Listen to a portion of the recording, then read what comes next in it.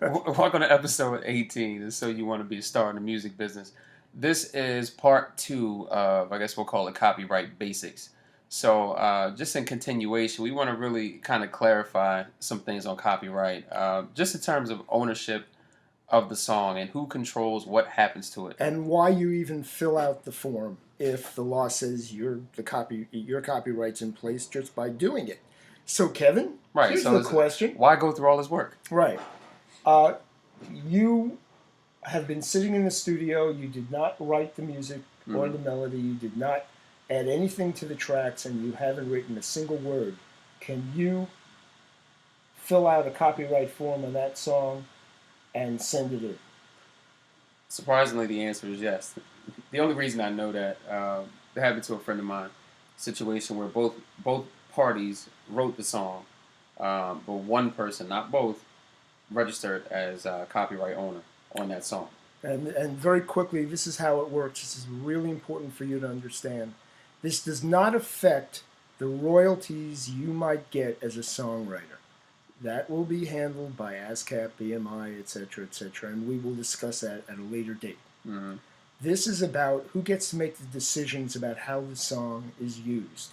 Let's say both Pepsi and Coke want to use your song for their commercial. Who makes the decision? Who ultimately decides how much money to accept and what the reason for that decision will be? That is the person who controls the copyright.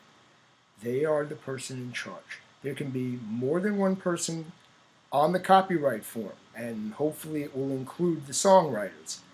But if somebody gives you $50,000 to produce a record, they want something. Mm-hmm. And usually they're the ones who will say, I own the copyright. Again, you don't have to be scared. They are not taking your royalties away, but they are taking control of how the song will be used, which band or singer is going to be allowed to use it. Mm-hmm. The copyright controller will decide if samples will be allowed, unless they've sold those rights to a record label, on and on and on. And it usually makes sense, though, even if you are holding, and you can sell your copyright control to the record label. You can sell it to somebody else.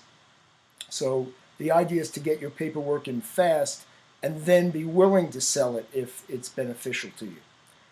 The only other thing I wanted to bring up is certainly if you're in a movie, the movie is going to want to own all, if not part, of your copyright, and therefore they get to make decisions about how it's used.